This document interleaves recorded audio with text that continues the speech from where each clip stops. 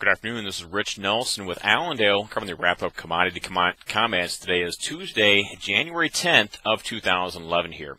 Obviously, as far as outside market influence, you could argue maybe not too much here today. We will point out, though, the U.S. dollar traded down 25 points and crude up about 92 cents in the last trade. Also, gold up $27 here in the last trade as well. So overall, maybe neutral. You could argue maybe a slightly positive influence going into grains from the outside market trade.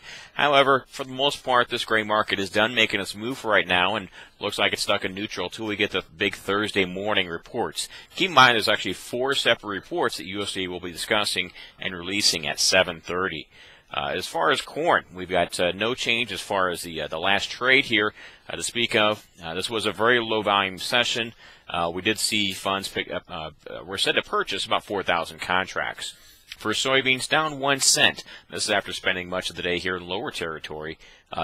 We did see the funds down about or selling about 3,000 contracts.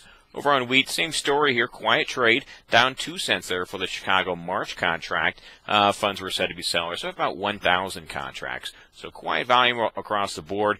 Traders spent the day discussing maybe January report and also maybe midday updates here. As far as Argentina and the storm system goes, we are still seeing estimates saying that the forecast is for ½ inch to 1.5 inches.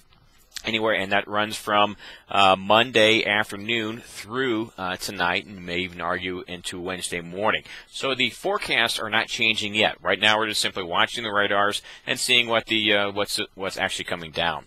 The last discussion we noted here from Drew was that rains are developing. They're building up here. It looks like the latest talk is southwest Cordoba. Keep in mind, Cordoba is the prime #1 corn-producing province there in Argentina. We'd rather see it hit the central areas, which could alleviate most of where the bulk of the corn is grown. But right now, like I said, it is in the southwest portion of that province. The bulk of the corn is grown in Cordoba. Then you're looking at Santa Fe and the northwest portion of Buenos Aires. So that's what we're looking at as far as right now. Quiet trade for grains. Over on the livestock, cattle finished up about $1.25. A little surprising to see this rebound here today. As we noted in this morning's AM grain reports discussion, there has been a little better trade as far as a little better feelings regarding the economy. The Federal Reserve said that consumers picked up their borrowing pace in the month of November. That's seen as a sign that consumers are feeling more confident about the economy overall. As far as other news, midday beef reports up 95 cents for choice and up 68 cents for select. So one of our arguments that we've been having in this industry in the past week or so is this argument of warmer weather and better weight gains versus this improving economy.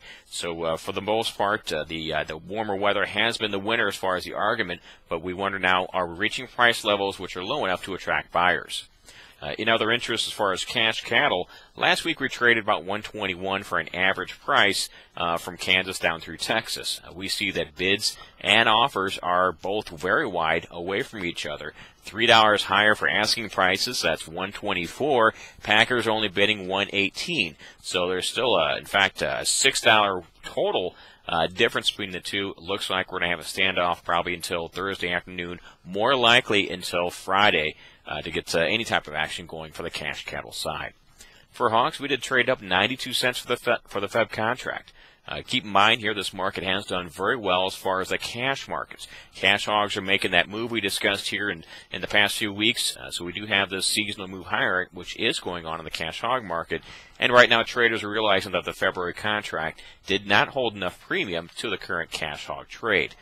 So that's one thing we're looking at here, which was supportive here for the hogs, and it probably will be supported going into through the remainder of this week here for the February contract. As far as news and such, like I said, overall kind of light as far as today's action, and it probably will be light here tomorrow in anticipation of Thursday's report. However, we've got quite a lot going on with Allendale's research and Allendale's brokerage staff discussing quite a few possibilities with the report, also potential hedging plans based on those movements. So if you have any questions or concerns about some unpriced corn or soybeans in the bin, and you'd like to talk to someone about what to do with this, maybe in advance of the report, feel free to give Allendale's brokerage staff a call.